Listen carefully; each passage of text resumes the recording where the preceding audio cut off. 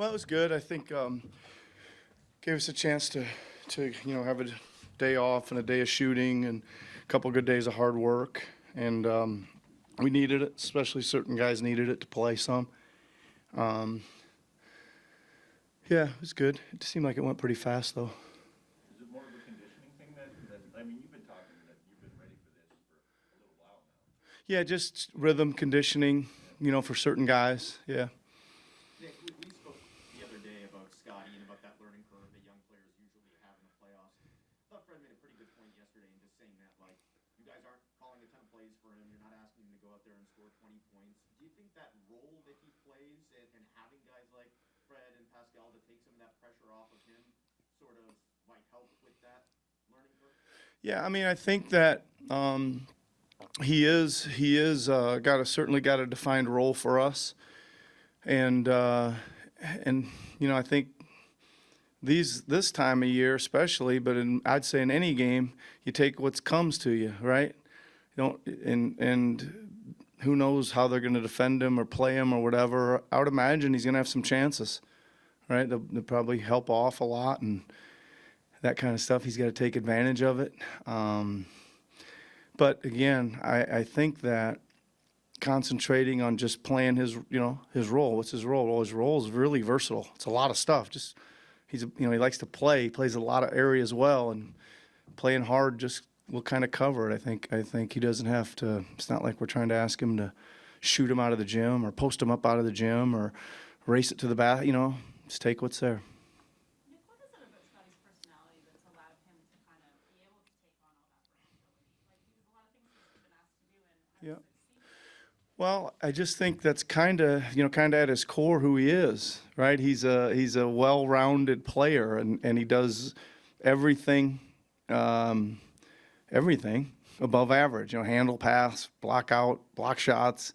You know, some of the offensive skills are still trending this way, right? To get to above average or way above average, and but he does kind of tick the box for like every little thing to do in the game, and that's just kind of what we thought we saw in him as a player. So I guess that's who he is. That's what enables him to do it. He just goes out and does Scotty, Why does he fit in so well? Like, what is it about his personality, I suppose, that makes him, like, he moves around? How do you Yeah, for sure. I think that he does a few things that would make you a good teammate, right? He shares the basketball. He really competes. He loves the game.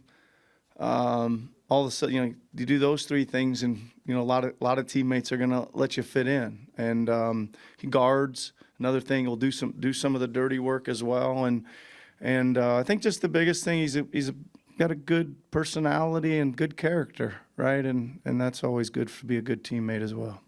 Keeping with the Scotty train, Mhm. also throwing Precious into it too. I think when players talk about you, what they admire is the fact that you let them define who they want to be on the court. Through the times in which you've gotten used to Scotty, is there anything or aspect of his game that surprised you that you've had to adjust to when it comes to player development? Um, Not really. I think that I was probably curious as to where and how he was going to score at the start of the season. He just again wasn't a high volume scorer like any place he'd ever been. There wasn't like one thing you'd say, oh well, he plays pick and roll well. Oh, he drives it from the wing well, or oh, he catch and shoots it well, or he posts up well, or he just gets it in like all kinds of little unique ways. Put back here, the look away shot there, a drive here, a fast break bucket there, a couple free throws, a three ball there. He kind of just compiles this little thing to get his 15, 18 points. And again, back to kind of Josh's point, it's just whatever's there. And as you know, our kind of thing for him all year was just keep finding those. Find more of them, find more ways to be aggressive and get more attempts at doing those things. Yeah. Normally when we talk about guys hitting the rookie wall Yeah. at points during the season, it's an on-court thing. But with Scotty, he's such a high energy guy off the floor. Like, you hear the stories of him giving hugs Yeah. so much enthusiasm. Has he been able to keep that up over the course of a year? Like, long season, back to back, such a grind. Like, Well, I got a big hug from him this morning, Josh. So if that's any indication, it's still, yep, he's still got it going into game one. Yeah. No, yeah, he's been good. I think you're right, though. I know what your point is, and I've said this already, is, you know, he's had a good mindset. I give our coaching staff a lot of credit for this. Is we you know, get into a lot of games played, and everybody wants to talk about, I don't even know what you called it, the rookie wall, right? We just like, he just kept getting stronger. We just saw him getting stronger, more physical, more energetic, more hugs, right? And he just kept getting stronger as we went here, and that is motivation. That's success. It's success leading to more motivation. All those kind of things. I think that he kind of embodies. Nick, I asked you a question the other day about all the situations that Scotty and other folks have kind of been forced into in some ways because of injuries to other Yep. people, the versatility of those things. I think from the outside looking at, a lot of people have kind of looked at this series and said it'll be one of the more interesting ones in the first round because, at least on paper, Philly has maybe the best player in the series, but Yep. he's asked to do that role so consistently that maybe are there advantages that Toronto has because they're going to have guys that can play him differently and have been asked to do so many different things and have the versatility. Do you see advantages there just because of all the different things that you guys have kind of had to throw together at different times in a situation where you're going against a team that's kind of had to do it the same way most times? Well, I wouldn't say I see advantages. Well, here's what I know. I know is it's going to take every single guy we put on the floor in a team defensive capacity to defend this team, right? And I don't know if that's an advantage or not. We know that that's the case, and in saying all that, you know, like I said last time, is we played him as hard as we probably could play him the last time, and he still got 30 points, right?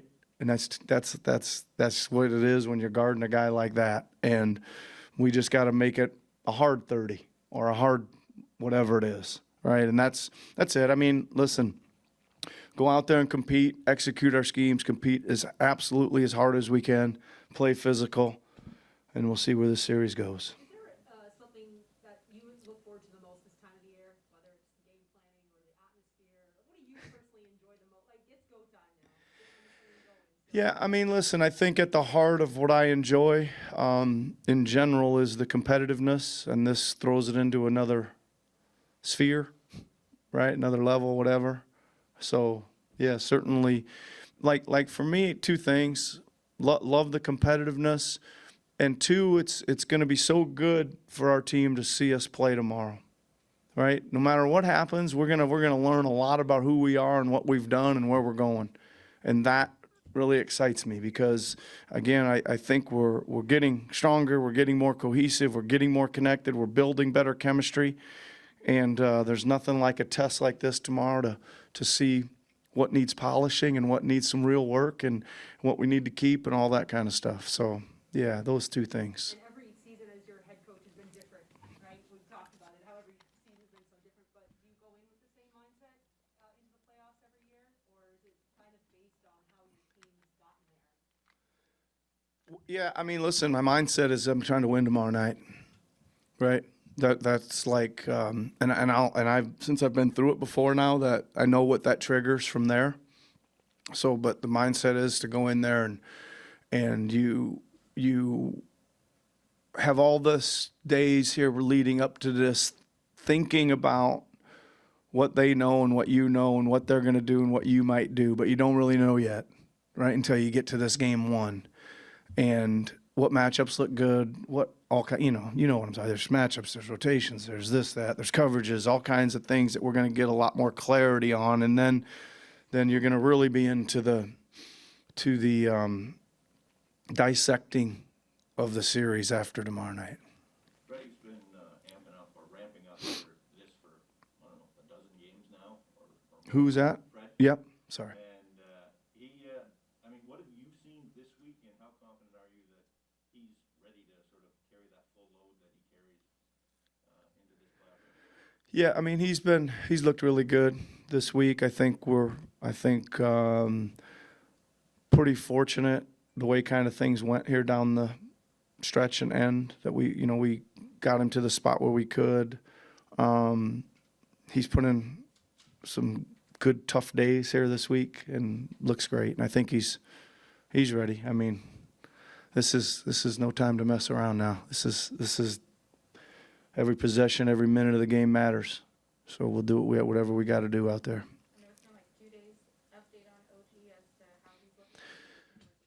Yeah, pretty good. I think maybe positive on that front. Again, I think there's there may be some conditioning things with him, but we'll see. He looked fresh and good spirits, especially, and should be ready. Yep, should be ready. And Coach, just to end it off here, we do have a couple questions on Zoom. Go ahead, Eric. Hi, Eric. You ready to go? Yep. Sorry. In 2019, the year after the championship, you had that game against Houston and Harden where you basically had Fred go off at half court and double him every time. A lot's changed since then for how Hardy's. What have you seen in how Harden has progressed, and is it possible to do that when you sort of have two stars that you really have to worry about that instead of Harden being sort of the heliocentric thing? Yeah, if I remember right, Eric, that didn't turn out very good. He shot, I have the box score here. He shot 7 for 11, and they hit 22 threes. Yeah, So, and that's a big fat L at the end of that as well, right? Yeah, it didn't work out too good. Thanks for reminding me.